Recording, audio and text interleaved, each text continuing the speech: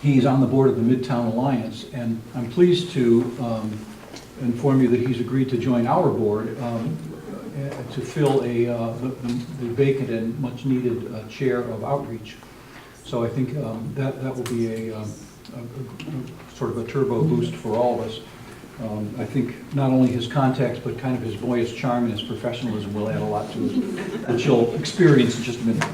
But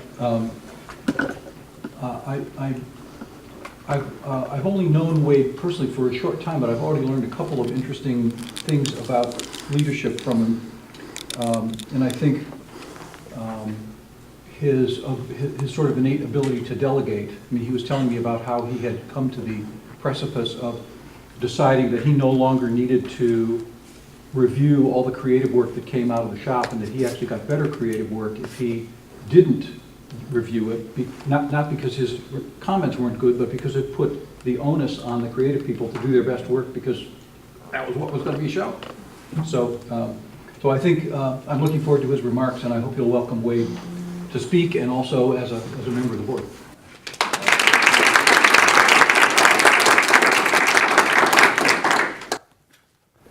Oh wow! It's slanted up here, so there's no place for your Coke. Okay, guys, I'm Wade Thompson, and I'm really humbled to be here. I'm looking back at Doug Grimmett there, and I'm probably the worst intern he's ever had. Back in 2003, I barely knew how to turn on a computer.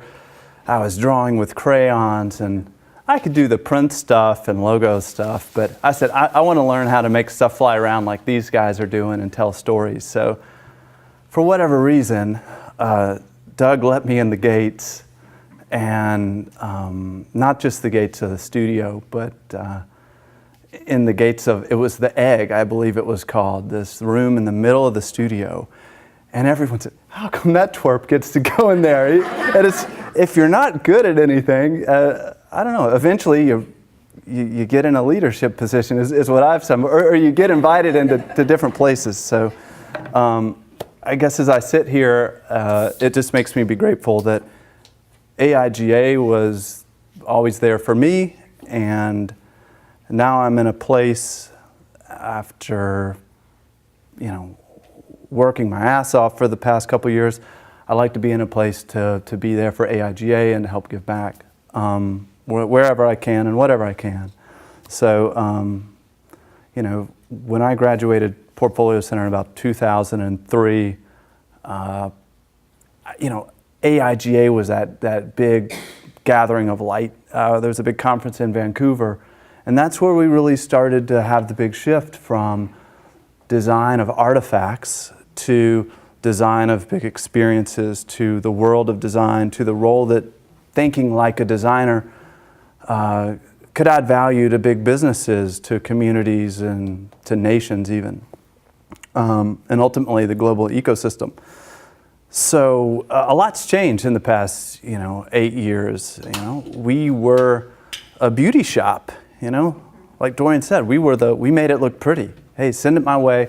I'm going to put some sparkle on it and make it shine, put a little spin, and it's going to be out there and it's going to sing. Now our role is totally different.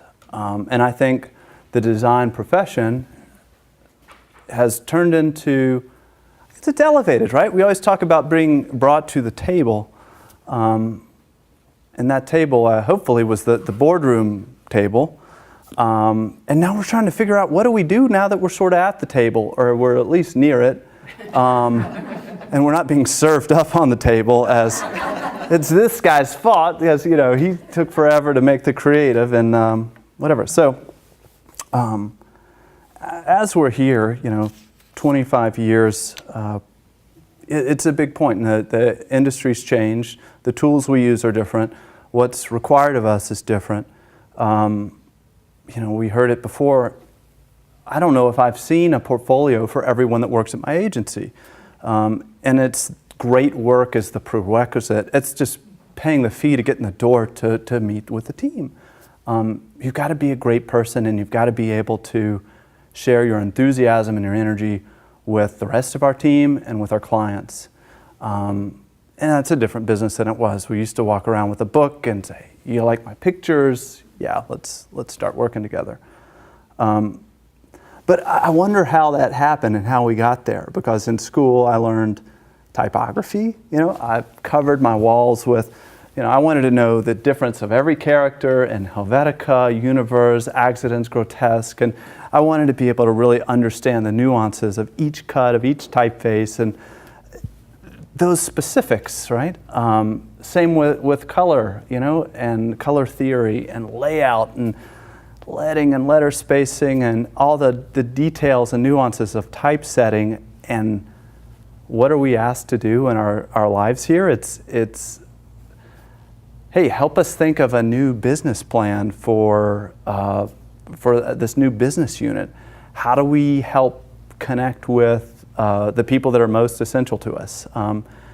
Our training and what we end up doing are totally different, and they help. There's the practice and the craft of design that is extremely important, and somehow that helps us do all this other stuff.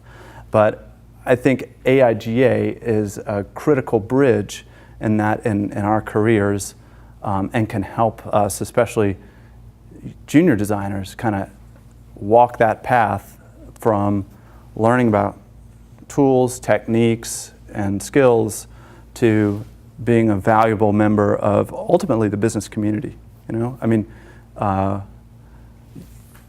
We all work for big businesses, whether we're in-house or outside, or big organizations. That's our goal. We help them understand what the world is asking for them, understand some of the critical forces that are shaping the opportunities and the threats of that industry or that specific business. And we help them show up in a genuine and authentic way so they can take advantage of that. Regardless of whether it's, Helvetica or Accidents Grotesque or Founders Grotesque or even Cooper Black. There are a lot of different, we do weird stuff that we weren't trained for. So here's what I want to talk about, and here's what I've been throwing around in my head for the last week since David and I had breakfast, was this idea of the designful leader. And it's not just a designer leader or leading design thinking, but what does it mean to be a designful leader? And hopefully we have a less cheesy name in the next week or so, or if anyone has a better name, send it to me. So each of you have all these really interesting skills, and those skills, if we can bring them into our leadership roles, are going to make a different kind of leader than the leaders we've seen before. Look at George Washington. He's a big, giant, handsome guy in fancy clothes and a big hat who was strong and could fight, and people said, I want to be like him. So, leadership came from, being this superhuman version of a colonist, right? You look at a lot of us, and when we look at our leader role models, we look at people who wear suits, or they're really good at presenting, or they're really on top of it, or buttoned up, or ask the right questions. So oftentimes, young leaders may take some of the the tertiary characteristics of leaders and take those for the core characteristics. And I think, especially with us and with a lot of us as leaders, kind of, new leaders and taking on bigger responsibilities, we have to figure out, okay, what's the trained tactical part of leadership, the administrative part of leadership that helps, or, coming prepared in a certain way, or taking notes and being really succinct. There's some learned parts, but there's a big core part of leadership that oftentimes doesn't get talked about. And I think as designers and creative people, we have a unique approach to this and a unique claim to this designful leadership, right? So, our special strengths, let's talk about a couple of them. Things that each one of you is going to be different, be better at some skills than others. But I've got a group of characteristics that I think people like us are pretty good at. I think these are valuable skills that businesses need. And I think that other people don't have these, right? So embrace the fuzz. I think we can do this really well. We can hold the tension of not knowing an answer. We're okay with not having to look into a camera. We also don't have the same pressures as you do, Mary. I don't have a television crew focused on me, asking me for the answer. But for right now, and even in high-level corporate situations, we're able to say, I don't know, and I'm okay with not knowing, and I don't have to jump to the first answer. I mean, if we think about this, when we're creating a logo or anything like that, we may create 100 different versions and try different things. You know, we know that most of our stuff's going to end up in the trash can, you know. We're willing to embrace this fuzziness to get to great results. And if you already know the answer to a problem, you're probably thinking about it wrong or, you know, not big enough. So throughout our careers, I think it's never, hey, let's jump at the first answer that comes to mind, but let's take that step back. And Dr. Rob talked about it in terms of, you know, looking at patients and what's really going on, but we're okay with that tension of really not knowing the answer, and that's how we get to great solutions. And as a leader, how do we bring that to it? Because can you see, like, General Washington, you know, I don't know, I'm really kind of uncertain about what's going on here. Should we attack or should we not? You know, I'm going to write this letter to Congress and say, you know, I just want to feel it out or kind of look at it from a few different ways, right? So we can do that as creative people and as designers. And we feel comfortable in places that terrify other people. So I want us to understand that that's the strength that we have, and how do we bring that to leadership. The other is just our ability and our willingness to prototype things. With my business, I make a lot of horrible decisions, but I don't put all my money on them. I make small investments in a lot of little things, and I want to see how they go. I want to try something out. What if I structure a team in a certain way? Let's see how that's going to work before I go make that change across the whole organization. Or let's try and build this distinct capability and sell this separate from our other body of work, and let's see how that happens. Or back to, you know, making a logo. I'm in a prototype. This is what, you know, 30 logos could look like. Or if I'm working, you know, with a client, I may say, here are 3 or 4 different visions of who you could be, how you could show up in the world and be true to yourself and really serve your market. So that willingness to try stuff and prototype and let some things fail,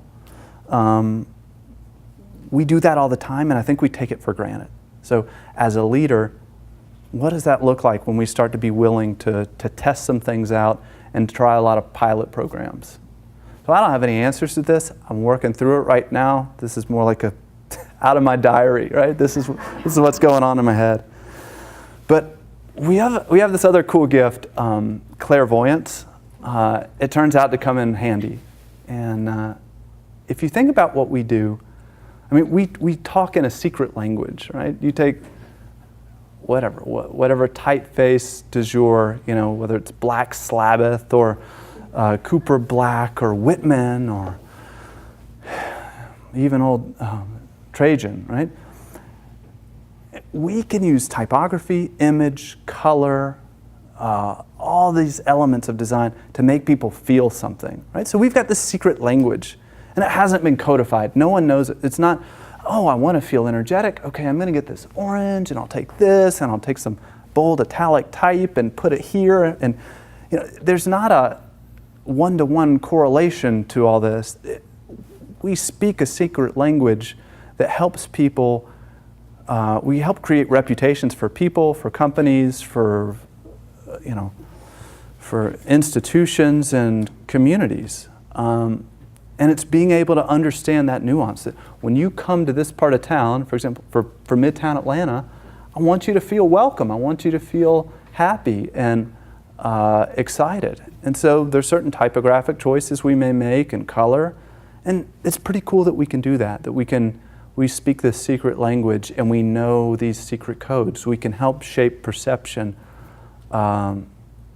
through our instinct. And that's based on our clairvoyance part, was that we understand culture in a way that other people don't. And we read culture like a surfer reads a wave. We see what's coming and we know where to position ourselves to catch the wave we want and to take us where we want to go. Other people can't do that. And a lot of times, especially with design leadership roles, our role is to be at the forefront of a corporation to help them see what's coming. What are the waves that are coming, and where do we need to be to get those waves? What do we need to avoid? What do we need to try and position ourselves to ride with? And not just in a vacuous way, but in a way that's what's genuine to this company, and where can we show up and be in a good, and take us to a good place. So again, it's not just, here's the cool stuff, these are the trends that are happening, but really understanding the deep currents in a way that helps those corporations show up and continually be relevant. Right? Those are three things. We're pretty good at getting people to believe, right? And there was a question about presenting design work and how do we go about that? How do we share our creative work? And here's an idea, and this is the one trick that I learned a long time ago, and it's really helped me, and maybe it helps you, or it gets you fired, but I hope it helps you, is don't talk about the work. Don't talk about the design.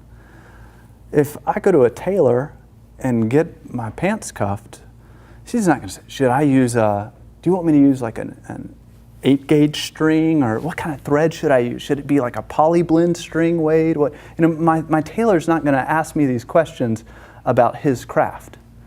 If I go to a surgeon, wait, what kind of scar do you want? I could use these different scalpels. I got this new scalpel. It's really popular. A lot of people are using it. And there's this other way I could put you to sleep. I mean, they're not talking to me about the nuance of their craft. And I don't talk to my clients about the nuance of my craft. I talk to them about the big stuff. So getting people to believe, I try to get them going in this shared vision. So if we can see the future, if we can really, understand what the vision of a project is, or what the big outcome is that we're going for, as designers, we make things real and we can help people believe.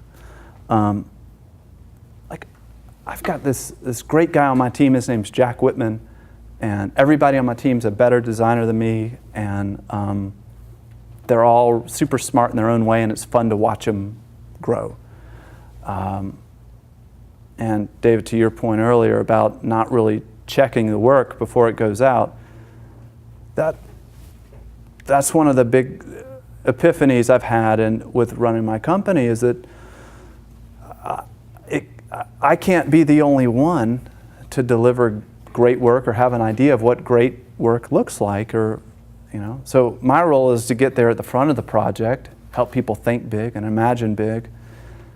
And then the role of my team is my teams work together to really step up and deliver that work.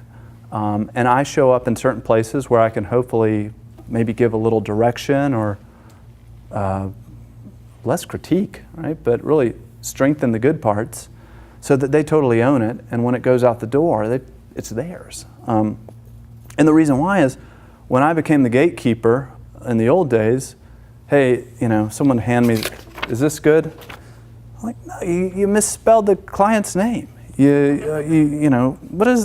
doesn't look right. It's not part of the strategy. People were turning off that thinking side of their brain and just doing work and asking me to approve work. And now those same people own the strategy. They own the objectives and the client relationship, and they're delivering work that's above and beyond where we used to be, with no errors, no grammatical errors and typos and those little bitty things. Okay, so that's more about my great people. But I want to talk about an example with Believe. We're doing this project with a big company about totally changing the way that they work, about how do we share information, how do we collaborate with each other, how do we work across functions, and just sharing the research.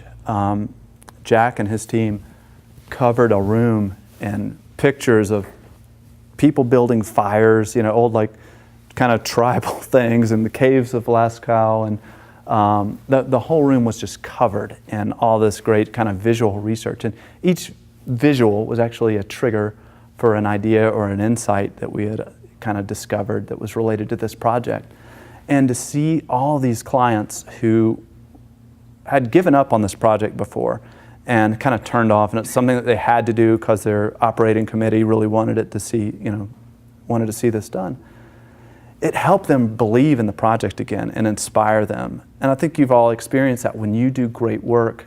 And this was just presenting research in a great way that helped get the clients inspired. And when you start to work together with your clients, you get to a totally different destination when you have this antagonistic relationship. And what I heard before, whether it's how you're working with communities, we've all talked about how, you know, it's this collaboration. There's so much give and take. And, you know, at Equifax, you're talking about, I'm not designing for people, I'm designing with people. And being able to take that step up and really design with my clients. So now, my clients aren't my clients, so to say, we're partners in this project and we both own it. And we're not talking about VAG rounded or, you know, what type spec we're using or what color we're using. We're both owners of this project and we're pushing it forward. And so getting people to believe opens up all sorts of doors for us. And then there's that jumbo thinking, right? Where we're able to step back. So we're not solving the Carnegie Hall problem where it's practice, practice, practice. We step back, we look at the context, disheveled musician, frantic in New York, trying to find his way around, and we can say, oh yeah, you know, you take a left and it's up the hill and there you go. With this jumbo thinking, we're able to solve the right problem. You know, we're able to step back, and jumbo thinking involves embracing the fuzz and all these other things we've done. But it really allows us to step back and kind of synthesize the world that we're seeing and make sure that we're solving the right problem, not just coming up with, hey, I need a poster, I need a campaign, I need something like that. So these are things that you guys have, that we as a profession have, and what I'm excited about is seeing what happens when we're able to actually deliver this at a leadership level. So I don't think we have a lot of role models that are doing this in terms of leadership. And I think it's going to be interesting to watch us grow up and each of us do this. And I think we're going to have to help each other to be able to bring some of these skills to the table, because a lot of them require a level of vulnerability. It's not easy saying, I don't know.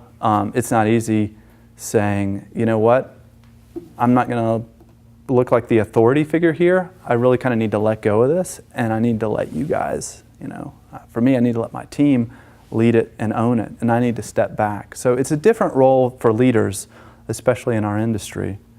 And I'm out of time, but I got a good quote. Can I do a quote? Real quick quote? Yeah, so it's, I just thought about this. It's not as good as your Churchill quote, but there's no limit to, okay. All right, there's no limit to what a man can do, or a woman, as long as he doesn't mind who gets the credit.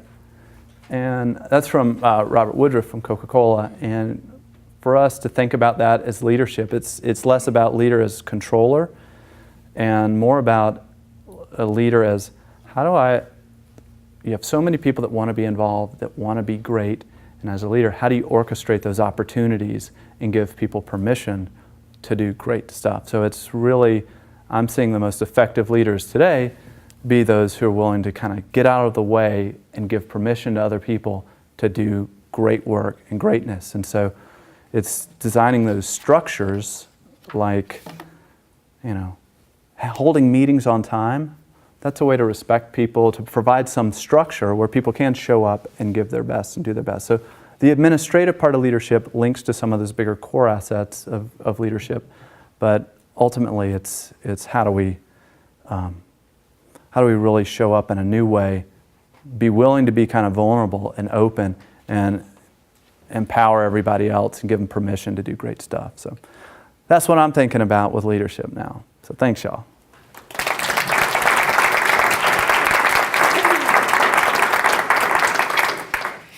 Question? Yeah. Just mentioned about having role models and maybe not seeing this specific archetype of our group, being leaders or having lots of examples, but who do you look to as your personal role models, and who are you looking at for inspiration and guidance? I take bits and pieces from a lot of people. So, and a lot of them are local. So it's people like, I work directly, I hired a role model. I hired my buddy Rick Anwell, who's a AIGA fellow, because I wanted everybody else to have that same level of mentorship that I had at one point. So the way he treats people and is so kind and really helps nurture, I think that's important. I take that from him. I think Todd Martin and Unboundary, just the way he thinks big and he's not afraid to think big. He's been a great help. But also a business partner and friend in Chicago, Meryl McDonald. She has a program called Let Go and Lead, and it really deals with these issues. I find that I'm learning more from women leaders than I am from traditional male leaders who are really willing to say, get away from the podium and make it more about a circle. I think as more and more women take on leadership roles and in genuine ways to them, that we're all going to learn a lot more, that it's less this command and control. And plus from horrible examples of, I learn a lot from the people that don't do it right. Or I learn a lot when I don't do it right because it hurts. It really hurts. But, yeah. Sharon. Go ahead. Sharon, John, and then in the back. You keep talking Shay, you talk to leader types, and you just mentioned circle. There's a personality profiling around shapes, and creatives are typically squiggles. And women are typically circles, and the leaders the presidents we've had have all been typically triangles. And so I'd be interested in having that conversation with you later, but it's psychogeometrics if you don't know it.